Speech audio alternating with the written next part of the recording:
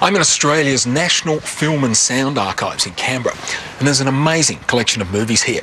We've got that original Ned Kelly movie, one of the first feature films made in the world, the Mad Max movies, Picnic at Hanging Rock, they're all here. Now you'd hope they'll be here forever, but without careful preservation and restoration, these movies will slowly disappear. Over time, film decays. Worst of all, decay can spread from film to film, destroying entire archives. Here's a problem with old films. Today, the film base is made out of polyester, but back before, say, the 1950s, it was made of cellulose nitrate. Now, the problem with that chemical is that it can break down and form nitric acid, which, as you can imagine, could do some terrible damage to the film. The first sign you're getting this sort of damage is this bleaching, where the image of the film has just disappeared. Then, the whole film can become sticky, in fact, form one sticky lump. Check this out. Oh, the stench of the acid is terrible, and look, it's completely melted, essentially. Eventually, the whole thing can just turn to powder. This is one of the most damaged films in the archive. It's called The Breaking of the Drought, first screened in Melbourne in 1920, and it's one of the first movies made about our notorious drought conditions. A real melodrama. This Aussie classic has severe damage. As an historical document, it's a valuable snapshot of our past and worth preserving. But the technology we're hoping to fix it with lies in Los Angeles. So that's where I'm headed with my damaged film. Hey Rena, what you working on? John Lowry has been fixing films for the last 30 years. He's repaired everything from Gone with the Wind to Star Wars. Today's computer horsepower and digital technology has let him push the boundaries of what's possible. There's no limit to what you can do with computer power of that size and the imagination. And if you can get really clever engineers to completely open up their mind in the way they think, you can work magic, real magic. In conventional cleaning, the film is physically wiped for dust and solvents used to dissolve stains. That can actually damage old, unstable film emulsions. With digital cleaning, our film won't even be physically touched. Hi, Graham Phillips. Graham Mike Inchlick. Nice to meet you. Likewise. There's the beast. Let's go take a look at it. They say first impressions are important. Well, in this case, they're not good. There's quite a bit of scratching, and also large pieces of printed in dirt. This is the oldest and most damaged film Mike has seen. There's 85 years of dirt and scratches to deal with. We have some unknown particle that was on the negative when this was processed.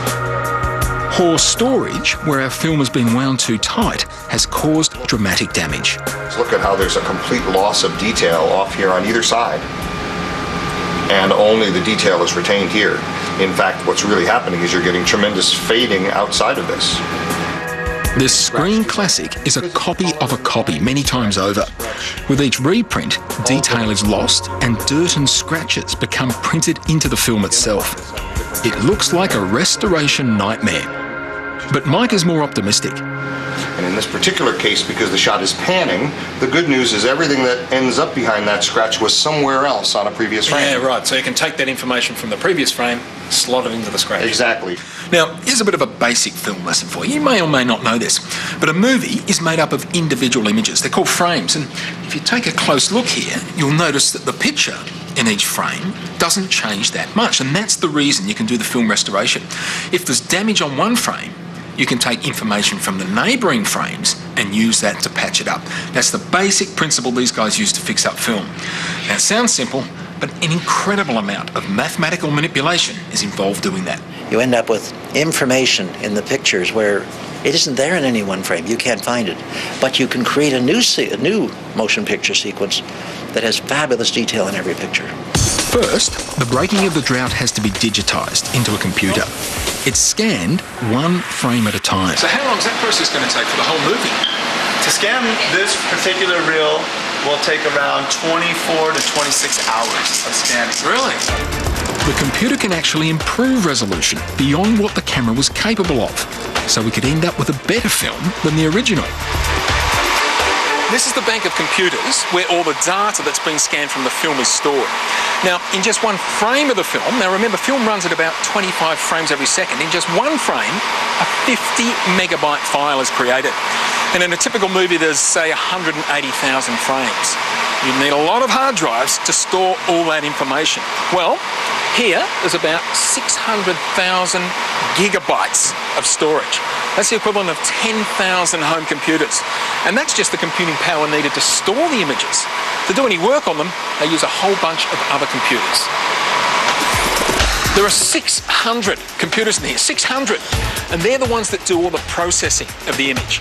So the film is split into 600 different sections. Each one is fed into one of these computers.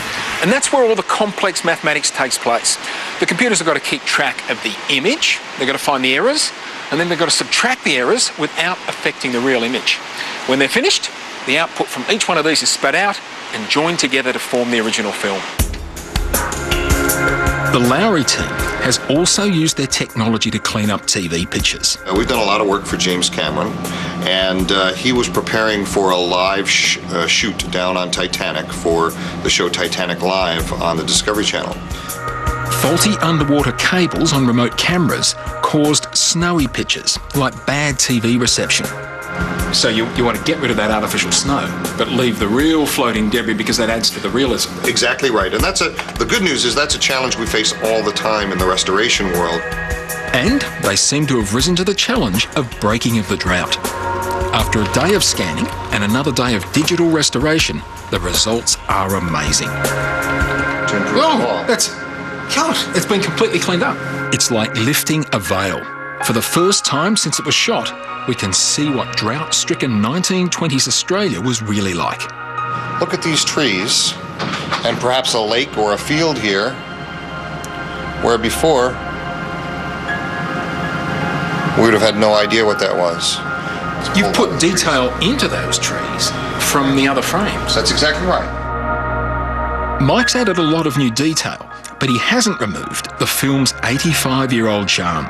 Now, this was still the old handheld camera days, so we don't have a nice dolly and a nice pan going here. This is hand cranked, but all of that's been preserved.